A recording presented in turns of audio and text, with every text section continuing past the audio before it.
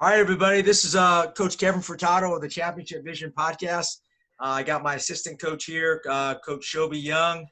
All right, and I got Mike Morris here. Mike's going to tell us a little bit about himself, but he's elementary PE teacher at Rocky Mount Public Schools in Rocky Mount, North Carolina. So he must be a Tar Heel fan, I'm assuming. So, Mike, welcome to the podcast. Coach Young, welcome to the podcast. Hey, this is a difficult time for everybody right now trying to figure out what to do. But, Mike, tell us a little bit about yourself on how you kind of got into teaching, particularly elementary PE. Well, I was always an active child growing up. I played basketball. I love basketball. I also ran cross country. But basketball was my first love. So I wanted to go to the NBA, but that didn't work out. So I decided I was going to try to, take a different route to the NBA and be an athletic trainer. So after I ran into biology a couple of times, I was like, well, I got to find a different major. And I looked through the major list and I saw education. And I always been kind of good with kids. So I just decided to give it a shot and kind of fell in love with it. Yeah, no doubt. Yeah. Why? And I think I love elementary kids. You just kind of connected with elementary kids? Yeah, I mean, when I was doing my student teaching, I wasn't really feeling the high schoolers. I don't know. I just wasn't. The high schooler wasn't for me. Yeah. I mean, I made it through, but I just felt like elementary would be. I love doing elementary. I could see myself, doing it every day.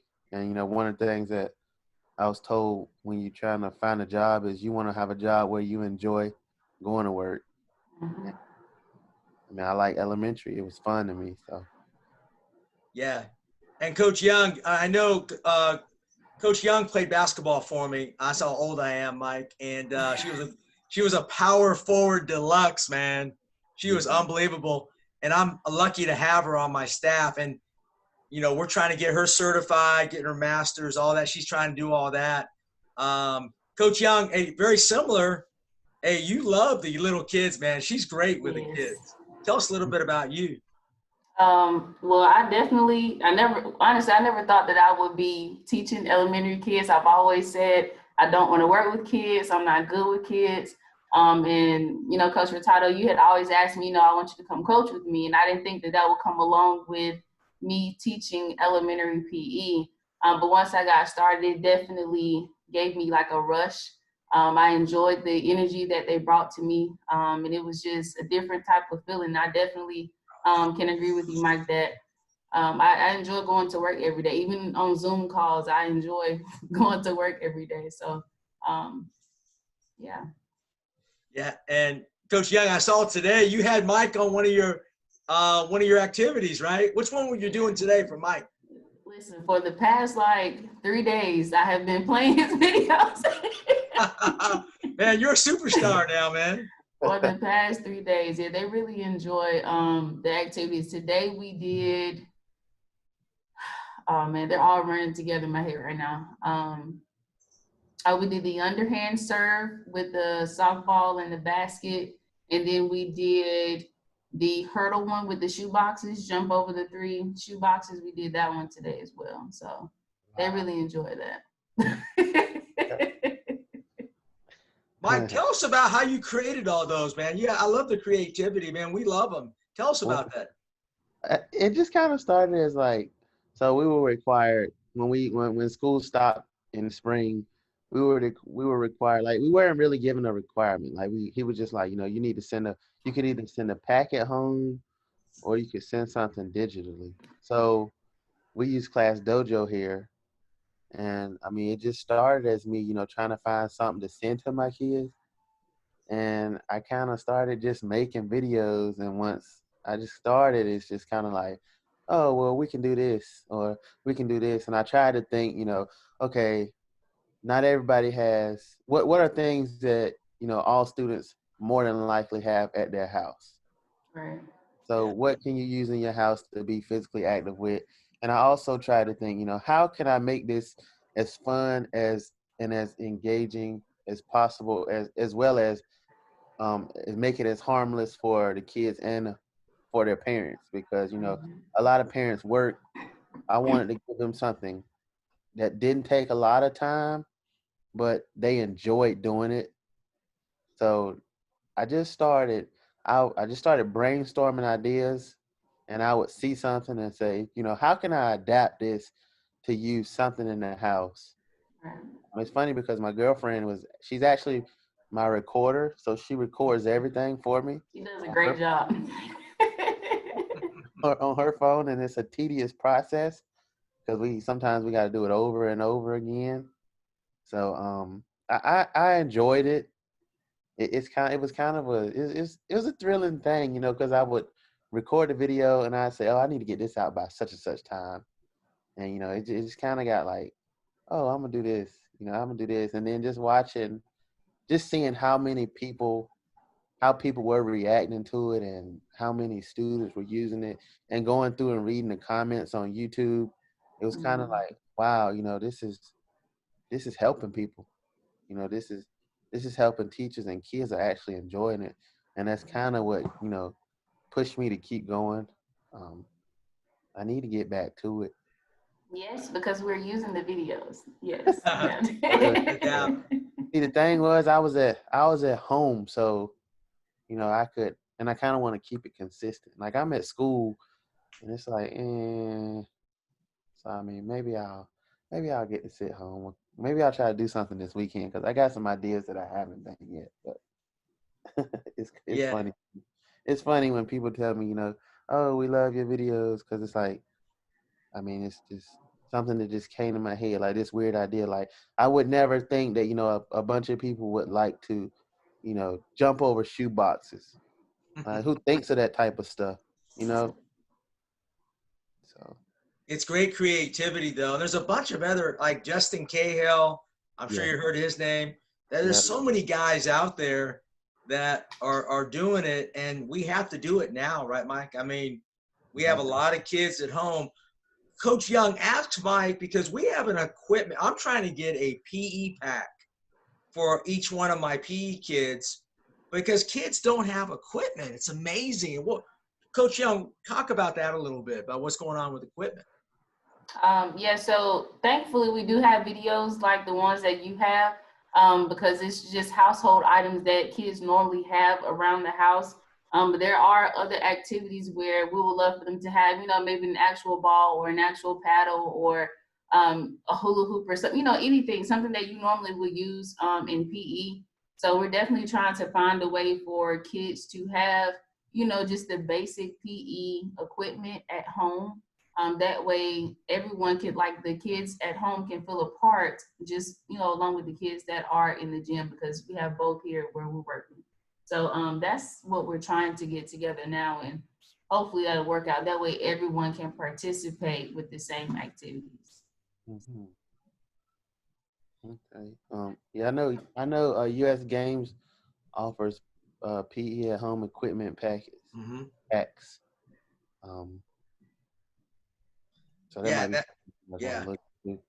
We actually we're getting it from because I interviewed Brian DeVore and a friend of mine who does BSN. We're trying to set that up, so I got to get my head of my school kind of involved in that because in our parents association. But that's something that we're really looking at. But hey, you can create. Hey, kids are using the paper balls, the things that you're using. You can be really creative and equip and still get a great workout, right? You can, yeah, you definitely can. And I think that's the beauty about it is that what if we didn't have equipment? Or, if we want our kids to be physically literate, as we say, not everybody's gonna have a basketball at home, or not everybody has a hula hoop. So, you know, I think that's the great part about this is showing them, you don't need this equipment in order to be physically active. You can use this, or you may not even use, you may not have to use anything. And then having them reflect on how the activities made them feel. Right. is also a big part because, you know, them seeing that, you know, you don't have to use anything and I still feel good after I did this workout. And I may not have even thought that I was working out, but I had fun doing it, may play a huge part in them, you know, being physically active or getting to learn to love physical activity. Yeah, absolutely. Mike, talk about some of your mentors. I mean, I have guys like Ben Landers, Pete Charette, guys, I mean, out here that are just great mentors of mine. Who are some guys that kind of got you that you really call on to figure out ideas? I would say Amy Gibson. We bounce ideas up off of each other a lot. I think the guys who inspired me to, you know, be creative and kind of find a new way to do things are Joe Weaver and Gabe Irvin. I went and saw them present at a conference. Well, they were at the first NCAA for conference that I ever attended my first year teaching, and just seeing, you know, how creative they were and the things that they were doing. You know, it was like really outside of the box activities that incorporated academics, um, and they were really fun. Um, Chris Walker, Artie Camilla, so many people. I know Kevin Tiller is awesome. He's Yeah. creative. Ben Perillo, he's Yeah. absolutely phenomenal. Justin Cahill, his creativity is through the roof. It's so many people that are just, you know, awesome in this field, and it's so many people that are doing amazing work. So I think, you know, the phys ed community is doing a good job working through teaching physical education through this pandemic. Oh, there's no doubt. There's no doubt about that. And social media, man, you can literally get all your resources from YouTube. I mean, right? I mean, it's a great resource. Talk about that, Mike, and also talk about other resources that you can use as a PE coach. Um, my biggest resource and the resource that probably changed my teaching the most is Twitter. It's probably like it's like the Bible. It's like my phys ed Bible. It's the first place I look because it has the freshest ideas. I do use YouTube sometimes, depending on what I'm teaching, but Twitter is probably my go-to. I believe it or not, I've only been using Facebook for a year or so, and Facebook groups they really have good content as well. Mhm. The PE Central group, the elementary PE teacher group. Um, I know during the pandemic or during the COVID-19 era, the group that's been pushing out some good content is, let's see, elementary PE teachers, physical education resources, and online school closure educator support for PE. Those Facebook groups are they have excellent, excellent PE at home content as well as physical education content. Right. Um, Other sites are Open Phys Ed, of course, Right. um, free curriculum based content. Um, you can't go wrong with that at all. But if I had to say, my go to is Twitter. Twitter Right. changed my teaching, and it's just an amazing resource to connect with other educators. Oh, there's no doubt, man. There's some great stuff out there. I mean, Coach Young, talk. Let's, you're starting. Coach Young's in her second year, Mike. Help her out on what she can do to, and I offer her advice and so forth, but I wanted to come from another person. What advice would you offer for a young teacher coming into the profession right now? Don't be afraid to try. Don't be afraid to try new things. Um, Another piece of advice would be to get connected in more ways than one. So whether it be Twitter, whether it be Facebook, or whether it just be meeting new educators at conferences you attend, it's always nice to have someone to call on when you need help. And probably the last thing is go to conferences, invest in your professional development because it'll make your job easier and it'll also help you better serve your students. Those would be my three things. My advice for a first year teacher. But I love specifically, it. don't be afraid to try. You don't always have to go through the book, by the book, because every student is different. And don't be afraid to try. Yeah, yeah. That's That's don't be awesome afraid to try. advice. And Coach I Young, appreciate it. yeah. Thank you. I definitely jotted those down. Because I do social media, but I don't at the same time. So I definitely have to, if I'm afraid with anything, is definitely getting more, I guess, like getting out into the social media realm.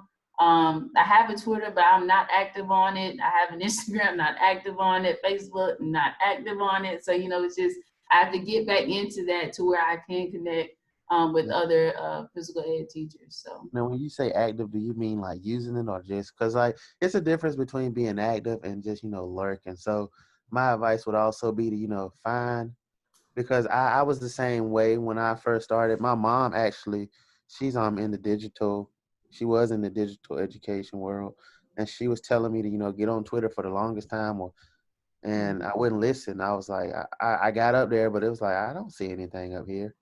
And right. she got me connected to a couple of educators, and then I just started. Like once I saw what they were doing, it was kind of like I had to take it slow. That would be a great piece of advice. Take it slow. Find a Okay. couple people, that are, sharing good content, and maybe even retweet a few things here. Just keeping stuff that you like and what you think would work best for you and your students. Well, I'll start by following you, and then I'll go through your list, see what you retweet, and then I'll go from there. Absolutely. But I I'll have kind go of from been there. on a I have been on a kind of a social media break since we got out Mhm. of school, but I start teaching next week, so I'm hoping to push out some ideas and share some things that are working well for me starting next week. I got to get back in the swing of things. Absolutely. Hey, Mike, I want to pick your brain because we've already started. You're going to be in class, correct, with students? No, I'm going to be virtual, Oh, you still be virtual. Okay. 100% for the first 9 weeks. And First 9 weeks. first 9 weeks will be virtual. So my plans are to I have scheduled Zoom meetings with certain grade levels that have devices. I'm kind of looking forward to that. And then I have some virtual resources that I'm gonna be putting out, like a Bitmoji classroom, to give students choice. Those who may not be able to join the Zoom meeting, they'll still have the same options. It'll just be it'll be virtually instead of them being live with me on Zoom. And then as of right now, our kindergarten and first graders don't have devices at all. So I have to put together like a little packet for them every week that they can do at home. So Right. my thing is with that, with virtual teaching in general, I want to, and I probably already said this, but I want to make it as engaging as possible. I want to make it as harmful for the parents and the students, because if you think about it, they're already on the computer with their regular teacher for 3.5 to 4 hours a day. So, I want to make it fun. I want to make it, that they learn something, and I want to make it so that, it's not an extra hassle for them or their parents. And Coach Young, that's a big issue is It is. parent involvement because hey Mike, Yes. we got kindergarten kids that are On they're on the Zoom. computer, but man, the parents are nowhere to be found. It's like if we And they you need have some help. some kids who will sit there and just look at you. Mm. And me as a teacher, I'm like, okay, is there an adult around or an older sibling, somebody there that can possibly help assist you? Because it's just especially my kindergartners and some of my first graders, they just sit there, and I try to find the simplest things for them to use to be active, whether you're just jumping in place or doing some jumping jack something. I try to, but a lot of them just cannot. I don't know. It's just maybe I don't know if they don't understand it or if it's too difficult, but it's definitely a task trying to get some of them to be active. So I, it's I can learning believe as I go. I'm sure I'm gonna run into those same problems next week. I'm looking forward to it though. I'm looking forward to the challenge of, you know, the whole virtual learning thing. Yeah, for sure. I mean, hey, give us. I wanted you to offer me. I'm in the classroom. I'm in the gym. I'll be honest with you. There's very few resources right now that talk about what equipment to use. And our school is great. They tell me exactly what I can use and cannot use. Um, the social distancing. We have a system. But help us out. Like if you were in the gym now, how you can't run the class the same as you used to. No, you definitely can. Can you tell me what what you're allowed to use, and I can maybe give you some tips and advice. For sure. We're allowed to use anything that's cleanable. Okay, it's not even a word, but plastic. We can't use any cloth. Okay, but we can use plastic. We can use rubber balls.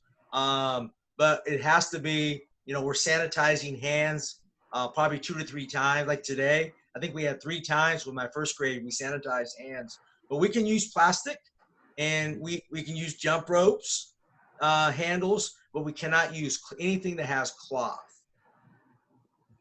Um,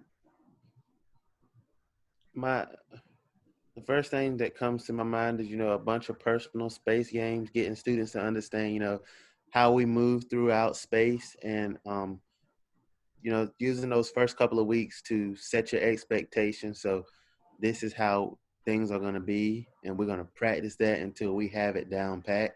Mm-hmm. So my thing would be, I would probably not use any equipment for the first couple of weeks until we can get the social distancing part down pat and how we're going to move without touching each other and bumping into each other.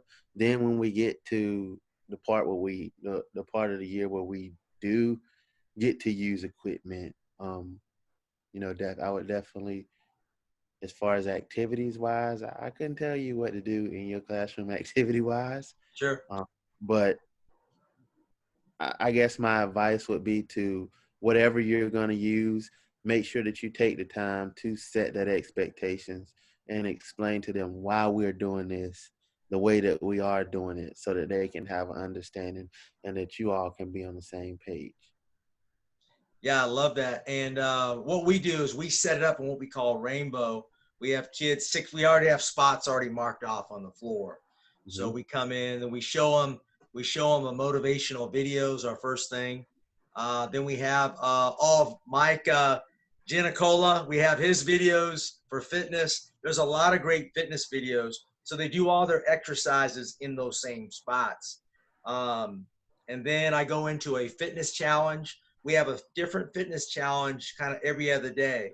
Like today was the alternate toss against the wall. So they each have their own ball. Yeah, they have a partner. And then we go into kind of a team activity. And that's the challenge, because it's hard to keep that. So that's kind of a process. Then we close down with our student of the day. So that's our process of our classes right now. But they know me pretty well, so they got the protocol down pretty good. How much time do you have them sanitize equipment, or how much time does it take to, sanitize equipment in between classes? We do it, yeah, right in between. It takes me probably about 5 minutes to spray it and so forth. So, and sometimes I have another teacher in there helping me. We definitely sanitize the hands 2 to 3 times every class. Now, Coach Young, do you get to stay home?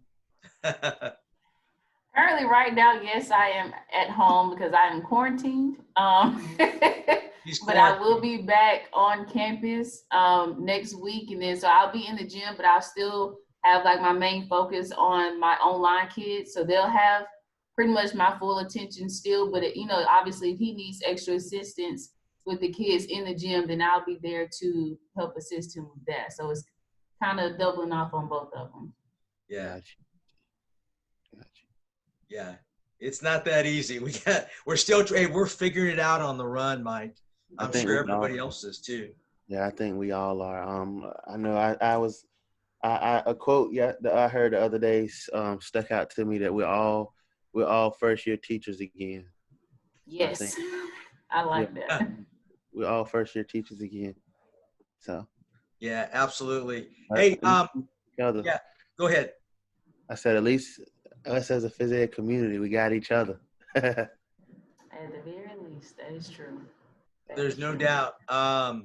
Hey, Mike, talk about the future a little bit. So, first of all, when do you think you guys will be back actually in the class? What's the plan in North Carolina or your district? Well, we're currently in, I believe it's Plan C.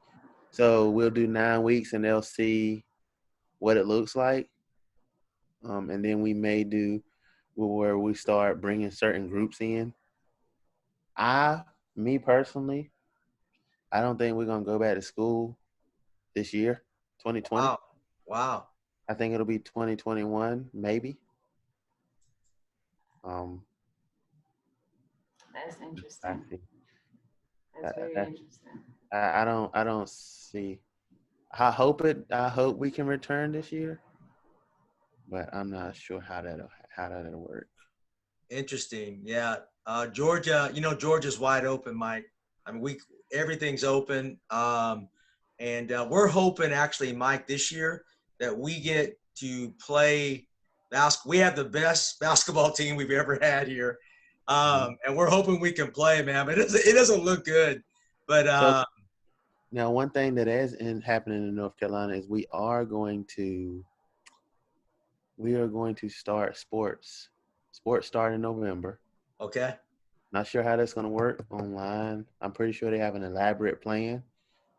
Some schools have actually went back in okay. North Carolina, but our district, I'm not sure if we'll go back. But we'll start playing basketball December 14th. Oh wow. Practice or playing games or So the first game is like December.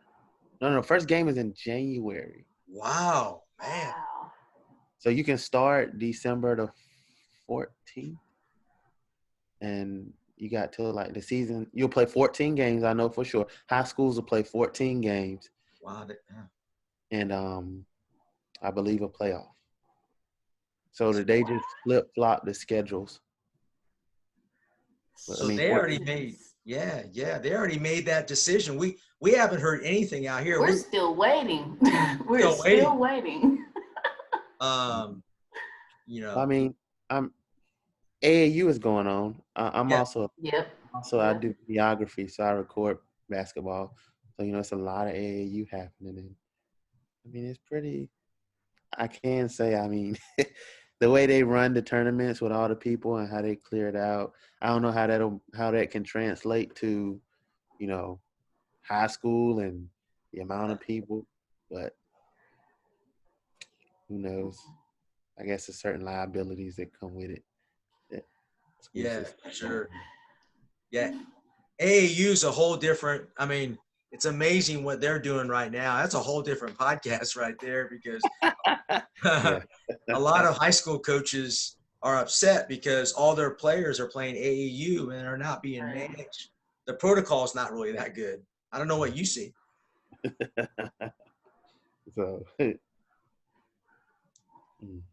Yeah, it's a little crazy. Hey, Mike, hey, before you go, give us some like best practices.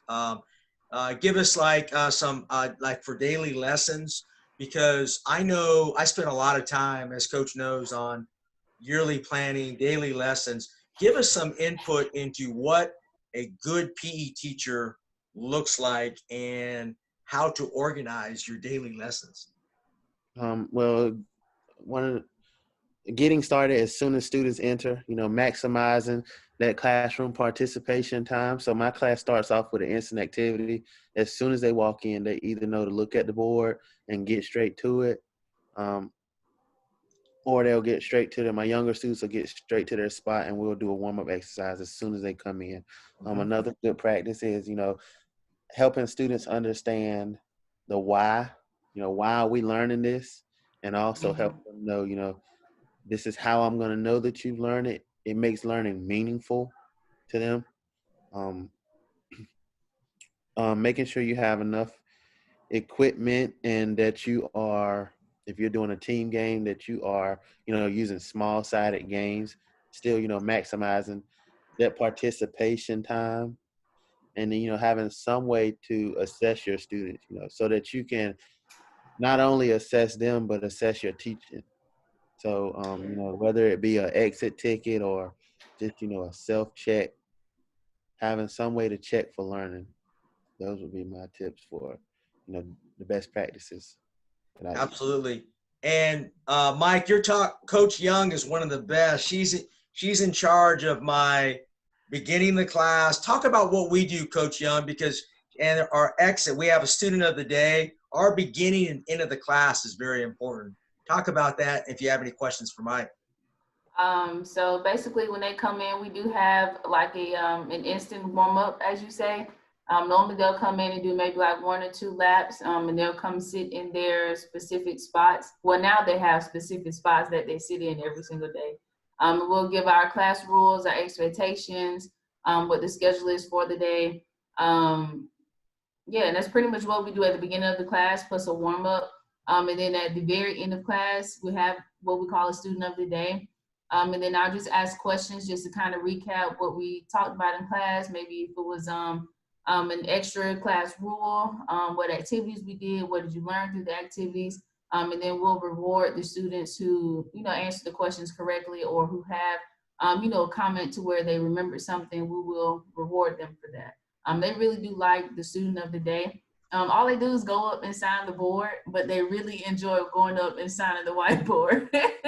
So that's something that we do every single day before and at the end of class. How do you choose the student of the day? Is it just like the same student? Like, how do you make sure that it's not the same student every single time? Or do you I just, try to make sure. I try to make sure every single day I pick somebody different because they remember, oh, you haven't picked me. You haven't chosen. Like they always remind me if they've signed the board or not. So definitely by the end of the week, I try to make sure that if not everybody, majority of everyone will have signed the board. I try to pick maybe 4 or 5 kids per day just to make sure everybody gets a chance to. Yeah. another thing that I do, and it works really well for my younger students, is using Ben's self-assessment at the end of the class, where he has the signs on the wall.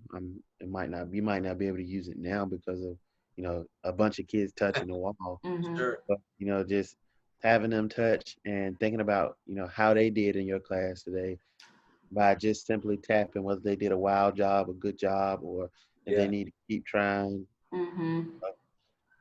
That's something that you might want to think about implementing. We actually, before we got out with the pandemic, we did have that up on the wall, and we would have them line up and give their self-assessment of how they did. They did seem to enjoy that as well. Some of them took it to the extreme just to want to see who could touch the highest. That's right. But some of them were pretty honest for the most part. But we did have them do that, and they did enjoy that as well. Too bad we can't do that now, though. Yeah, we're still making adjustments, right, Mike? And we're trying to figure it out as we go here. Hey, Mike, I really appreciate you joining us. Is there any final advice you can give actually teachers right now on, hey, stay positive, dudes? I mean, don't get up. I mean, just stay positive. And any final advice you can kind of encourage as teachers? Yeah, like you just said, stay positive and don't let this stress you. One thing that I did, one thing that I've been kind of trying to practice is like a lot of teachers are like, rah, rah, rah, we got to do this, we got to do that. But, you just got to look at it as it's going to get done. You're going to be doing great things. So you just, you got to take care of you and don't get lost in, this is what we got to do, because like, it's so easy to get lost in virtual learning and, Mm-hmm. forget that, you got to take care of yourself as well, because and That's true. you got to also keep that in mind when you're assigning things for your students. Because like I say, I was at work today, and just sitting in front of a computer all day long is not something I'm used to. Right. Like, I have to sometimes tell myself, like, this you got to hang tight, because it can get frustrating sometimes. So sometimes I just got to get up and be like, oh, it's gonna be okay. Like, and just Yep. step away from it for a second. because like it can really suck you in if you allow it. So that's what my advice would be to, don't stress. We're in this together, but most importantly, take care of you, because if you can't take care of yourself, then it's going to be very hard for you to serve students. That's a great advice. Yeah, that's so true. That's so true. Mike, we appreciate you taking the time out, offer some great insight and advice. How could, I know, we know how to get a hold of you, but how can other PE teachers get a hold of Mike Morris? I'm on Twitter at Mike Morris PE. You can also check out my website. It's www.mikemorrispe.com. I got a lot of physical education activities on my website. I have a YouTube channel with a bunch of physical education activities as well as PE at home activities. And that's at Mike Morris PE on YouTube. And that's how you can watch for me. Yeah, and I'll have that on the podcast and so forth, Mike. Coach Young, any final words for Mike before he goes? I know he's probably going to watch some NBA hoops, I'm sure, right now, right? Yeah. No, I don't have any final words, but it was definitely a pleasure meeting you and chopping it up with you to actually converse with the person that I am using all of their videos. So I definitely enjoyed the conversation. Please upload some more content because I will be needing it. All right. Thank you. All right, Nice Coach, thank you so much, Mike. No problem. Thank you, Kevin. All right, take care. You too. All right.